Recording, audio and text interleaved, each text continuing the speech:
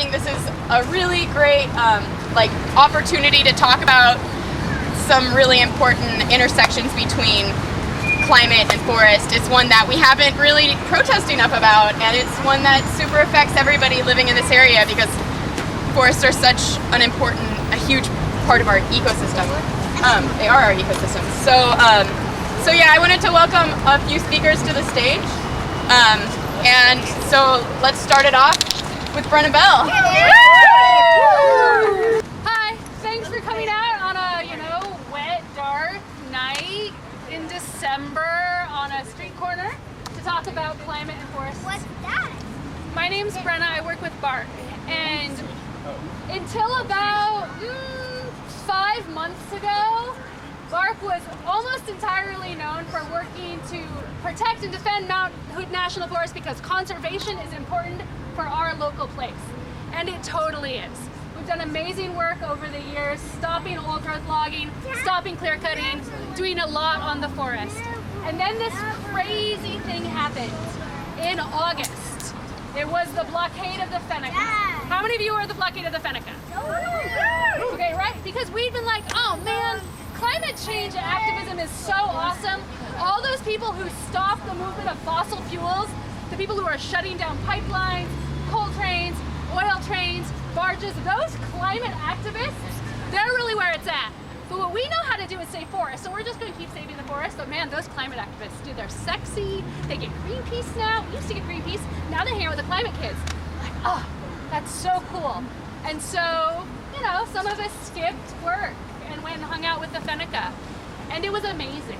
I mean, it was life-changing in certain ways. And we went back to the office and I was like, damn it all, I want to work on climate change.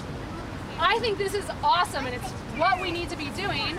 So I was like, well, where is the intersection? And some people had already figured this out. I just was a little late to come up to it. I was like, oh, carbon. Climate change is really all about the movement of carbon. Where does it go? People are blocking the movement of carbon, but do you know where it's best? Where should the carbon be? In the ground. Where should the carbon be? In the ground. In the ground, right? In the soil, in the trees, in the forests. And just a wee bit of research, I was like, oh my gosh, Mount Hood is the 6th top carbon sequestering forest in this country. The top 10 are all up and down the West Coast. All of our forests are sinking in our carbon. And I was like, whoa, without knowing it, we had been fighting climate change on several levels already. Then with a little more research, we're like, oh hey, what happens when you log the forest? Where does the carbon go? Where does the carbon go? In the atmosphere. Into the atmosphere, that's right. The decomposition lost by logging releases that carbon into the atmosphere. So what we have is a system that, if you didn't know, the regional office of the forest are just right behind us. So the architects of the plans are in there. They have a system that is taking some of the best carbon sequestering forests in the world and turning them into carbon polluters. I was like, damn, we are working on climate change. This is great. We can align with those sexy climate justice people and really bring another look to it, a more local look to what's going on in our forests. So Bark is really happy to be reincorporating the idea that managing the forests to protect from future climate instability is a really important part of the forest conservation work that we have been doing and will continue to be doing. And I'll just leave with one of those kind of cliche moments. So I've got my kids here, and one thing we talk about a lot in our family is climate change, because they are going to have to deal with the aftermath in a really big way. And one of the things that if I was in Paris right now, I'd be reminding everybody that we have brought a whole new generation into this world, and they're going to leave them with an unstable, huge mess. And so I don't think that we're going to stop climate change or save the planet. I think we're in for a really bumpy ride, but it feels like a moral obligation at this moment to do everything we can to try and minimize it. So whether that's trying to halt the oil trains and the coal trains, trying to keep it in the ground, trying to keep the forests upright, or changing the way we're living, or possibly someday overthrowing overthrowing this whole huge capitalist mess. We'll take that to really stop things. Everything we do right now, we have the obligation to try our best to minimize the impact on the whole, all the future generations of the spotted frog, hey spotted frog, of the pike, of the salmon, and of our kids. So thanks for coming here and all the things we're all already doing and will continue to do to fight for climate justice in all the ways that we can. Hey, Mato Waksapi, Visible Warrior, Lakota, Blackfoot, Potawatomi, Oregon AIM, Idle No More Idaho, Spear, Centra, Deep Roots United Front. Anyone who's done anything great, we worked with them. Anyway, a few years ago, Canada's wolf trapping, they said they're going to use cyanide bait to kill all the wolves up there because it's displacing caribou herds. That all happened because of the pipeline, the tar sands pipeline up there. And we're trying to tell people, you know, protect the wolf because what's going to happen next? And people didn't listen. And I was over in Idaho. I was over in Idaho for a couple years, and they're doing fracking over there. They took the wolf off the endangered species list, then come the fracking. And 700 wells were permeated by 3,000 chemicals. And the kids got rare forms of cancer. And people that worked on the project, men that worked on that project had committed suicide when they realized what they had done. Okay? Now the same thing is about to happen here. I told people, you know, they're going to remove the wolf from the endangered species list. Next is going to come LNG pipeline. The fracking that's going to occur along that. It's also going to poison the water with 3,000 chemicals. There's several clear cuts set up already. You probably noticed that the sage grouse was also removed from protection. Increased hunts on mountain lions, so pretty much anything that gets in the way of that. A lot of people were talking about science. It wasn't scientific. There's only 4 mating pairs, 80 individuals. For 5 years, there's been a struggle to confront this, and you know, a lot of people made lots of sacrifices. You know, we even had some people die, and you know, our families are committing suicide, and it's 5 times the national average, and we're the ones that are actually the most effective. You know, we're doing the bulk of the work, and we're getting the least amount of representation. It wasn't Obama who stopped the pipeline. It wasn't any amount of liberals signing petitions. It was the Takala Warrior Society. Someone you've probably never heard of. Someone who I know well.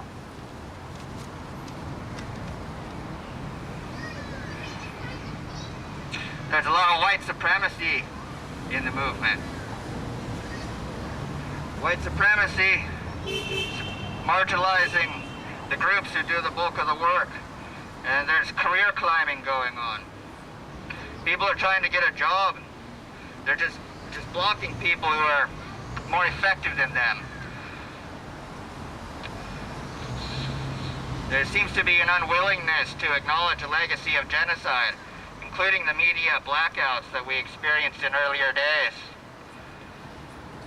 Reasons why you might work with the original people.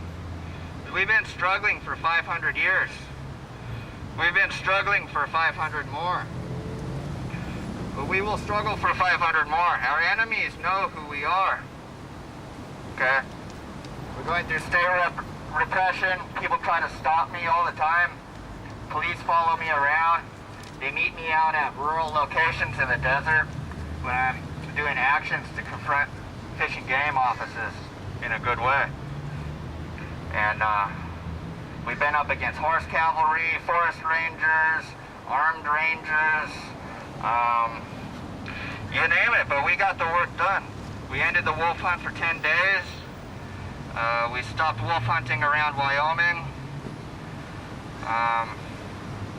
Like I always tell people, I'm not important, but my message is, you know, the reason why I wear this mask is because I've given up my identity. I've given up my life and sacrificed my life for the future of other people's children. This is the way they do down in Mexico with the Zapatistas and stuff. So, you know, this kind of intense struggle has been going on right here, and we just wonder how long you're going to ignore it. I came here to unite, like I've been uniting the tribes, like when I ran across the United States, reservation to reservation. I'm here to make one last attempt to unite with anyone here who wants real action in 2016. There's a meeting, a training session in Corvallis in January. People need to make an effort to be at that, or you need to meet with me in person. I need to search your heart, see if you're real, see if you're pure, see if you can be trusted. 2016 is going to be the year of the wolf. I promise intense resistance. Oh, with Takoyeyasa. I do want to talk about the connection between climate and forests, especially in the Pacific Northwest. We already know that forests are a powerful tool for carbon sequestration. So one might think that any type of forest is a benefit to the climate. But that is a myth. Industrial forest lands are not the same as forests that are left unmanaged by our Forest Service and state forest boards. A recent report by the Center for Sustainable Economy and the GEOS Institute finds that the way industrial forests are managed is a huge source of carbon emissions and of global warming. Wait, so forests can actually produce carbon, as we learned from Brenna. And what's your name? Ember. That when we remove the forest or log them or introduce chemicals into the soils, we actually emit more carbon than the forest can sequester. Clear cutting and use of forest chemicals and fertilizers on industrial forest lands could represent Oregon's second largest source of global warming pollution. These emissions are 4 to 7 times higher than those associated with the coal combustion in Boardman's coal-fired power plant, and are equivalent to 2 to 4 million new cars on the road, and make logging on state and private lands one of Oregon's biggest greenhouse gas polluters, and a major barrier to Oregon's ambitious greenhouse gas reduction targets. Clear cutting and chemical use makes forests more susceptible to wildfires, landslides, floods, and warm waters that kill sacred salmon, an important keystone species in the ecosystem, and introduce carbon into the air faster than the normal rate. Despite legal requirements to do so, the Oregon Global Warming Commission has failed to track and evaluate the greenhouse gas emissions from forest practices or follow through on commitments to put energy towards alternative management of industrial forest lands. The key culprit, a flawed international greenhouse gas accounting protocol that lumps all forest owners into one aggregate forest sector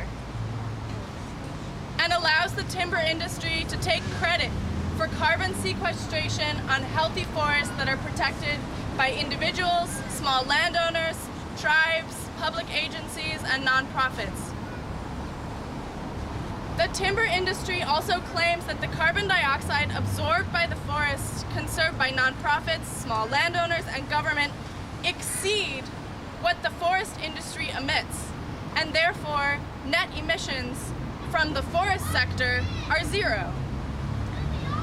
Basically, the timber industry is saying everyone else is paying to do the work and sacrifice to reduce their emissions so that we can emit and it comes out even. And those directly benefit the profits of the forest timber industry. Forests in the US and Canada are threatened not just by timber industry, but also fossil fuel industry and other extractive mining processes, such as gold mines. Large swaths of forest and the soils underneath are cleared and rendered toxic by tar sands and fracking extraction practices, which for me is a huge punch to the gut. In these cases, we first see peoples, mostly indigenous peoples, evicted from their lands that they've cooperated with for hundreds and hundreds, if not thousands of years. That's one bad thing. Then we see forests and soils cleared, destroying the very natural mechanisms that are in place to counter the damaging effects of burning fossil fuels. Then there's the extraction of the fossil fuels. Triple whammy! Unacceptable. So where does that leave us? Let's start by ending the myth that just because there are trees growing, we are reducing the carbon in the air. This is not true. That's actually good news for the animals of the forest, like the bears, and the people that depend on healthy forests. Because ending the myth that any management style of forest is good for the climate means that management styles that are better for the ecology of the forest and the people who live on the land are actually best for the future of humanity and the climate as well. Now, I will throw out there that if you're starting to flinch because it sounds like we won't be able to touch our forests for any resources ever again, wait. Guess what? The current clear-cutting and chemical fertilizer practices are designed to be fast and cheap and not involve many people. Shifting to alternative management practices actually involves more people and a more careful consideration of how they work with their profession. It has the potential to provide more jobs, if that is what you are looking for. And that seems like a triple win to me. Climate, healthier forests, healthier people. Specifically, we need to push for no clear cutting and a massive reduction on the amount of chemical fertilizers and herbicides applied to the forests and the soils.